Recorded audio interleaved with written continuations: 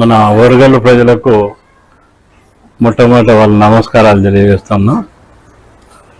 High court ఈ మధ్యన నన్ను అమేకస్ క్వీరీగా నియమించేసి ఈ వైద్యము విద్య ఏ విధంగా ఉన్నది, ఏ విధంగా ఉండాలి, కోర్టు దీని మీద ఏ విధంగా ఇనిషియేషన్ చేసుకోవాలి, అసలు కోర్టుకు పవర్ ఉన్నదా లేదా అన్నది వాదన రావాలి. నాది ఈ మధ్యన వైద్యం గురించి మహబూబ్లో పోతే బతుకున్నోని తీసుకొచ్చి మార్చురీలో పడేసిండ్రు.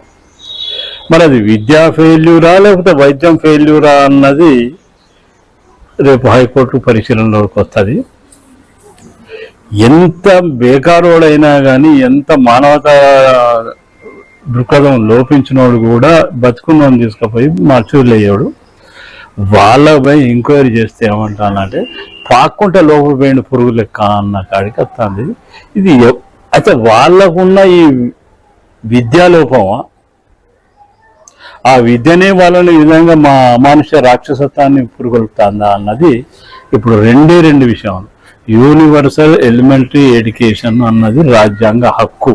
అది మన ఏన్షియంట్ ఇండియా నుంచి వస్తుంది. అది రెండోది ప్రాథమిక వైద్యం తన పిల్లలకు, తనకు కుటుంబానికి. మూడోది ఏంటంటే ఈ మధ్యతరగతి బడుగు జీవులు వాళ్ళ యొక్క కుటుంబ వ్యవస్థే కానీ, ఆ కుటుంబ విలువలను పాటించడానికే కానీ వాళ్ళు ఈ ట్యాక్స్ పే చేస్తాను. ఎంత కష్టమైనా కానీ ఈ ట్యాక్స్ వల్లనే గవర్నమెంట్ బతాంది. ఆ గవర్నమెంట్ వాళ్ళ యొక్క వివిధ పథకాలకు వాళ్ళు ఉపయోగించుకుంటాను దేవుడారు. కానీ ప్రజలు ఈరోజు అనవలసింది ఏంది అని అంటే, మేము మా ట్యాక్స్ వల్ల మా పిల్లలకు మొట్టమొదలు చదువు అందించాలి, రెండోది మా పిల్లలకు ఆరోగ్యంగా వ్యవస్థను ఏర్పాటు చేయాలి. ఈ రెండు ఇష్యూస్ మన రాజ్యాంగంలో పొందుపరిచినాయి. ఇప్పటికి 75 సంవత్సరాలు అయినా కానీ ప్రాథమిక విద్య లేదు, ప్రాథమిక వైద్యం కూడా లేదు.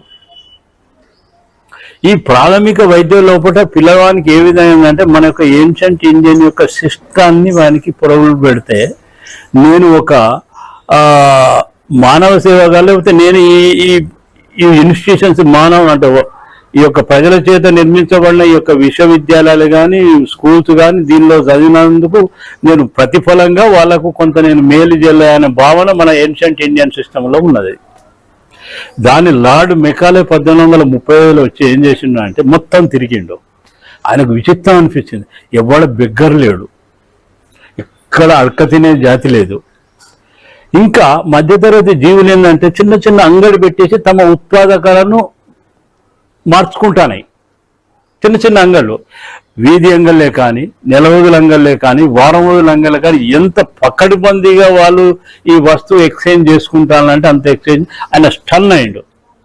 అప్పుడు మౌంట్ బాటన్, అప్పుడు మనకు లార్డ్ మౌంట్ బాటన్ గవర్నర్ జనరల్ ఉండే. మళ్ళీ వచ్చి ఆయన దగ్గర అన్నాడు, సార్ మీరు విద్యా వ్యవస్థ మార్చనంత వరకు ఎవడు ఇండియా మనకు లోబడి ఉండడు. అది మాత్రం సత్యం. నేను మొత్తం తిరిగినా.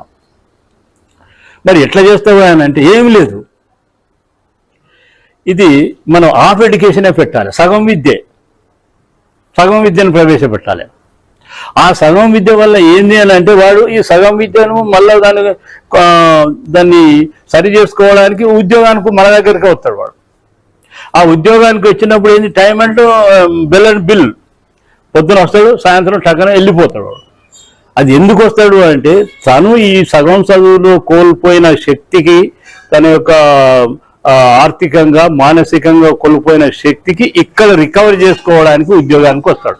ఈ ఉద్యోగమే ఒక ఇంజూరీ కాంపెన్సేటరీ సెల్. అంటే ఇంజూరీ గాయం అయింది కాబట్టి నేను చదువుకోవడం వల్ల ఈ సగం చదువు చదువుకోవడం వల్ల నేను సగం శక్తిని కోల్పోయినా కాబట్టి ఈ సగం శక్తిని నేను పునరుద్ధరించుకోవడానికి నాకు జాబ్ కావాలి.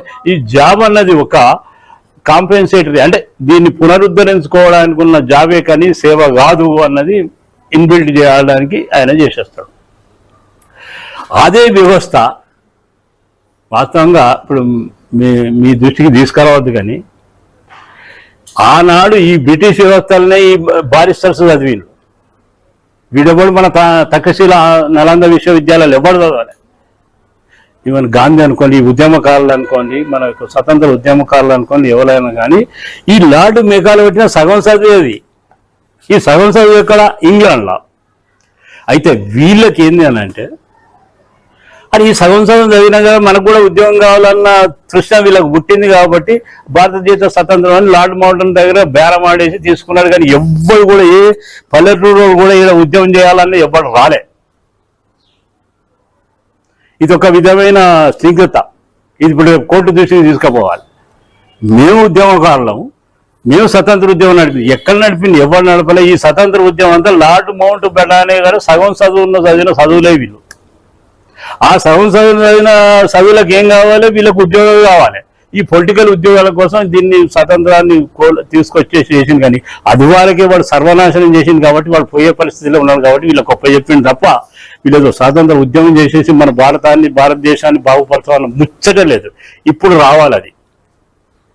ఎప్పుడైతే ఈ విద్యను, వైద్యాన్ని ప్రతి భారతీయునికి, ప్రతి పిల్లలకు, ప్రతి మధ్యతరగతిని ఔన్నత్యానికి కారణం అయితేయో, ఇప్పుడు రేపు మన భారతదేశం అభివృద్ధి చెందుతున్నది అంటాను కానీ అభివృద్ధి చెందినది కాదని అంటాను.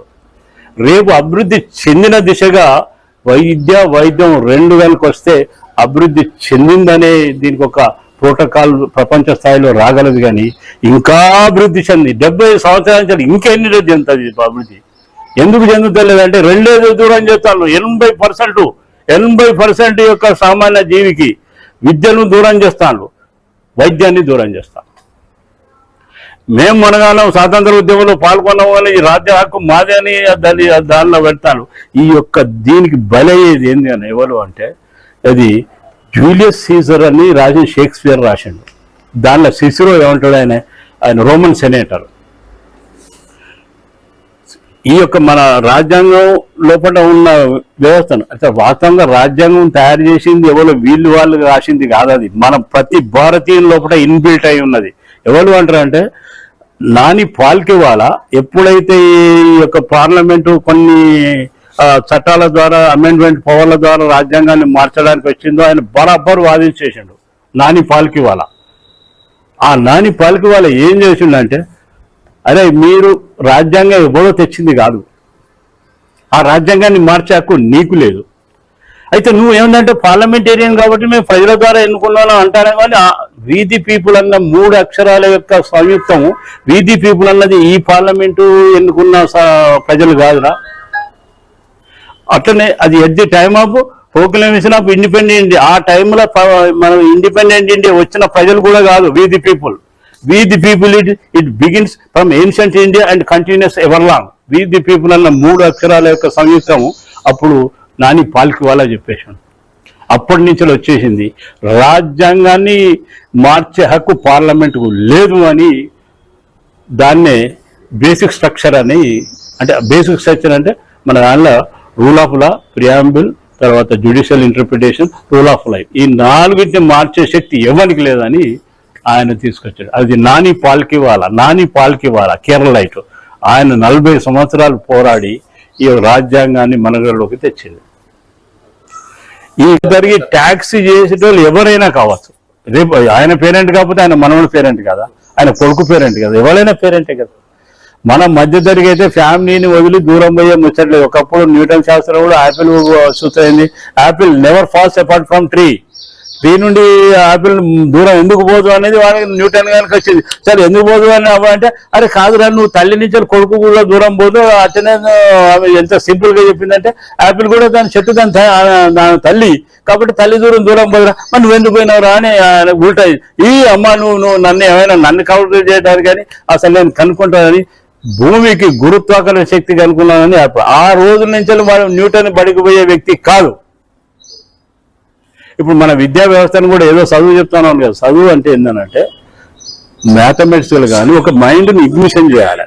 ప్రాథమిక విద్య అంటే వాడిని కనుక పోయి వాడి మైండ్లో ఇగ్నిషన్ చేస్తే వాడు అయ్యకినాడు అవ్వకినాడు వాడిని చదువు వాడని అర్థం. ఎవరు అవసరం లేదు. Chief justice of Telangana, high court, Madina, Hyderabad 5006. ఇది కనుక రిటర్న్ ఉద్యమం కనుక చేస్తే వాళ్ళు రేపు ఆర్గ్యుమెంట్ లోపల అది ప్రజల నుంచి ఇట్లా యూజ్ వచ్చిందని. అయితే హైకోర్టుకి ఎందుకు పవర్ ఉన్నదంటే లీగల్ సర్వీస్ యాక్ట్ 1987 వచ్చింది, లీగల్ సర్వీస్ యాక్ట్. ఈ లీగల్ సర్వీస్ యాక్ట్ అన్నది ఏంటంటే ఈ గాంధీయన్ ప్రిన్సిపల్ ప్రకారం 1987లో ఈ చట్టం ఏర్పడ్డది. ఈ చట్టం యొక్క ముఖ్య ఉద్దేశం ఏంటంటే జ్యుడిషియరీ కూడా పవర్ ఉన్నది. ఏమని జ్యుడిషియరీ కూడా ఈ జ్యుడిషియరీ యొక్క 1987 స్టేట్ లీగల్ సర్వీస్ యొక్క ఉద్దేశం, ప్రాథమిక ఉద్యోగం అంటే కోర్టు ఎక్కడో హైదరాబాద్లో ఉండదు కాదు, court to simple man, school to child, hospital to patient, ఈ సిస్టము. నా పేరు దేవేందర్ రెడ్డి. నేను స్కూల్ అసిస్టెంట్ ఇంగ్లీష్గా రిటైర్ అయ్యాను. రిటైర్ అయిన ఎడ్యుకేషన్ మీద చాలా ఇంట్రెస్ట్ ఉంది. అందుకనే ముందు తెలంగాణ విద్యార్థుల తల్లిదండ్రులకు నా హృదయపూర్వక నమస్కారాలు. విద్యా వ్యవస్థ అనేది ఎట్లయిపోతుందంటే ఇప్పుడున్న హాఫ్ డే స్కూల్స్ అనేది 45 రోజులు ఉంటాయి హాఫ్ డే స్కూల్స్. ఈ హాఫ్ డే స్కూల్ పెట్టామని ఏ ఒక్క ఉపాధ్యాయుడు కూడా గవర్నమెంట్ని కోరలే.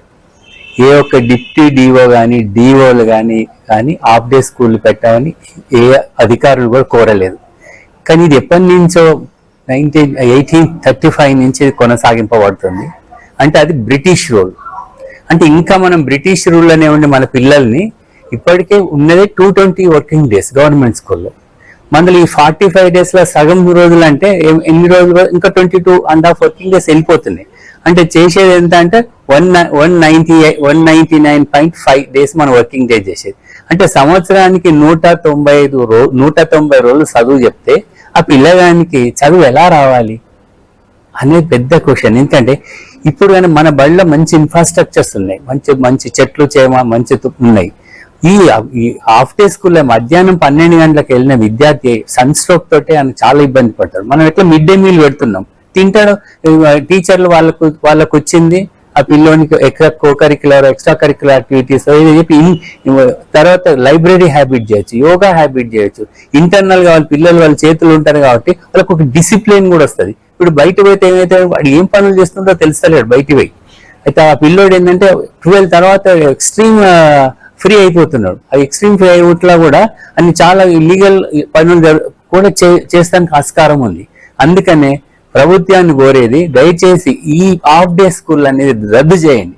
మా ఉపాధ్యాయులు ఈ బడులు బాగుపడటానికి ఎన్ని వర్కింగ్ డేస్ అయినా చేస్తానికి రెడీగా ఉన్నారు. ఎందుకంటే అది మా ప్రైమరీ వృత్తి, మా వృత్తి ఉపాధ్యాయ వృత్తి. మాకున్న సంబంధాలే విద్యార్థితో ఉన్న సంబంధాలు. దయచేసి ఆ సంబంధాన్ని మాత్రం హాఫ్ డే సంబంధాలుగా, సగం సంబంధాలుగా విడగొట్టకండి. అందుకనే మమ్మలను ఉపాధ్యాయులను పూర్తిగా విద్యార్థికి అవసరం పడేటట్టు, విద్యార్థి సమయానికి అవసరం పడేటట్టు, విద్యార్థికి మేము కంప్లీట్ గా విద్యార్థిని మాకు main component. who is the best, who is the most important component in the school means the student is the main important component. ఆ కాంపోనెంట్ మాకు సగం దూరం చేసి మమ్మల్ని చదువు చెప్పామంటే మేము ఏం చదువు చెప్తాం వాళ్ళకు? వాళ్ళ భావి భారత పౌరులుగా ఎట్లా తయారు చేయగలుగుతాం? కాబట్టి దయచేసి అక్కడ ఆరోగ్యాన్ని మార్చిలో పడేసారు. దయచేసి మా విద్యను కూడా మార్చిలో పడేకండి మేము కోరుతూ, మీకు ఇంతకంటే మేము గవర్నమెంట్కి అప్పీల్ చేసుకున్నాం. ఇది మా విద్యార్థుల తల్లిదండ్రుల దగ్గర నుంచి ఈ రిప్రజెంటేషన్ పోవాలి కోర్టుకు. గవర్నమెంట్ని ఏ ఉపాధ్యాయుడు నమ్మే పరిస్థితుల్లో లేరు. కాబట్టి కంపల్సరీ జ్యుడిషియల్కు ఈ తల్లిదండ్రులు లెటర్లు రాయండి. లెటర్ తప్పకుండా మన యాక్చువల్లీ మనకి విద్యకు వైద్యానికి మినిస్ట్రీస్ ఎందుకు? అటానమస్ బాడీలు ఉండాలి. మనకు అటానమస్ బాడీలు ఉంటే దీని ఎంత చైతన్యం ఉంటుందో చూడండి. మనం విద్యను స్ట్రాంగ్ చేసుకుంటానికి దయచేసి దీన్ని అటానమస్ బాడీ తయారు చేయాలని మా కోరిక.